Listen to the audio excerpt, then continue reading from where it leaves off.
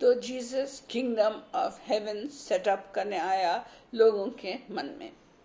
तो एक kingdom of haven में कुछ क्वालिटीज होते हैं जो किंगडम ऑफ हेवन के लोग हैं, उनमें कुछ क्वालिटीज होते हैं जो बाकी लोगों से उन्हें अलग बताते हैं। तो जीसस उन्हें बताने लगा कि किंगडम ऑफ हेवन, परमेश्वर के राज्य में क्या क्या क्वालिटीज चाहिए।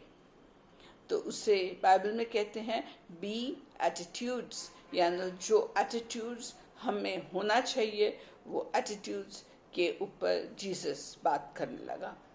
तो पहला उसने बोला जो परमेश्वर के राज्य में सिटीजन है उसका मन, उसके मन में वो जीसस बोला कि वो है जो आशीर्वादित है, जिसका मन में घमंड नहीं है, जिसका मन में पुअर इन स्पिरिट रहे, जिसकी आत्मा गरीब खुद को समझे। पैसे की नहीं बात कर रहा था जीसस, वो अपने एटीट्यूड्स का बात कर रहा था।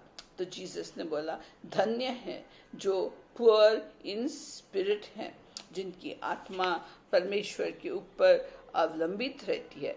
तो ये पुअर इन स्पिरिट कौन हो? तो पुअर इन स्पिरिट जो लोग होते हैं जो रियलाइज करते हैं कि वो उनमें खुद का स्पिरिचुअल स्ट्रेंथ, स्पिरिचुअल ताकत उनके अंदर नहीं है। तो ये ऐसे लोग जो पुअर इन स्पिरिट है वो परमेश्वर के ऊपर डिपेंड होते हैं और परमेश्वर के तरफ देखते हैं कि परमेश्वर उनके स्पिरिचुअल नीड सप्लाई करे। तो यीशु प्रभु जो लोग शो ऑफ करते, प्राउड करते, उनके लिए ये ब्लेसिंग्स नहीं है। जीसस किसे ब्लेस करता है? तो जीसस ब्लेस करता है कि जो लोग सोचते हैं कि बिना परमेश्वर के हम कुछ नहीं कर सकते, जो करते हैं वो परमेश्वर के ताकत से करते हैं।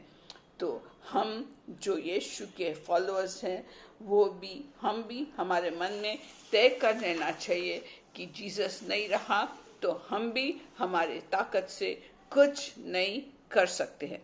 तो इसका एग्जाम्पल जीसस ने दिया ल्यूका के गॉस्पेल में 18वां चैप्टर और 9 से लेके 14 वचन तक जीसस बोला। तो जीसस ने बोला कि 2 जन टेम्पल में आए प्रार्थना करने। तो एक था फरीसी यानी जूइश लीडर, तो वो आया और घमंड से अपना सिर ऊंचा उठाया, आकाश की तरफ देखा, बोला, ऐसा प्रार्थना किया उसने प्रेयर किया कि हे परमेश्वर, वो जो पापी खड़ा है टैक्स कलेक्टर, वैसा तो मैं पापी नहीं हूँ।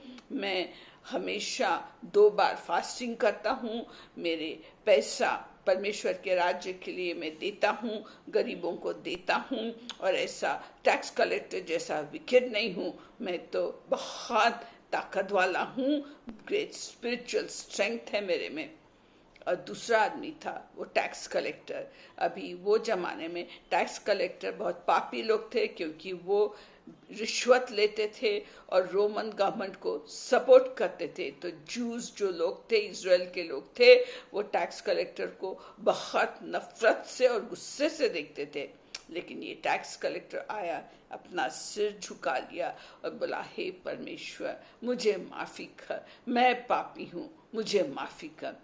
तो जीसस यही बताने देख रहा था कि ये 2 जो प्रे कर रहे थे, उसमें से वो जो टैक्स कलेक्टर था, टैक्स रिश्वत जो लेता था, वो सेटिस्फाई होके गया, उसके मन में परमेश्वर का राज्य आने लायक बन गया और परमेश्वर के राज्य में वो रहने लायक बन गया, क्योंकि वो पुअर इन स्पिरिट था, उसकी आत्मा गरीब थी और वो परमेश्वर के ऊपर पश्चाताप कर रहा था, परमेश्वर को बोल रहा था, मुझे माफ़ी कर दो, मैं हूँ पापी। तो इसकी प्रार्थना परमेश्वर ने सुनी और माफ़ी कर दी। लेकिन जो फरीसी था, जो लीडर था, घमंडी था, उसके तरफ परमेश्वर का राज्य उसके मन में नहीं आ सकता, क्योंकि वो खुद के ताकत से सब कुछ करता था और खुद को बड़ा समझता था। तो पुअर इन स्पिरिट, यानी जो लोग पश्चातापी होके परमेश्वर के पास आंसू गिरा के माफ़ी मांगते और उन्हें पता है कि हम पापी हैं, तो ऐसे लोग के मन में परमेश्वर अपना राज्य सेट कर सकता है, रख सकता है। तो ये पहला क्वालिटी है जो परमेश्वर के राज्य में रहता है और आता है।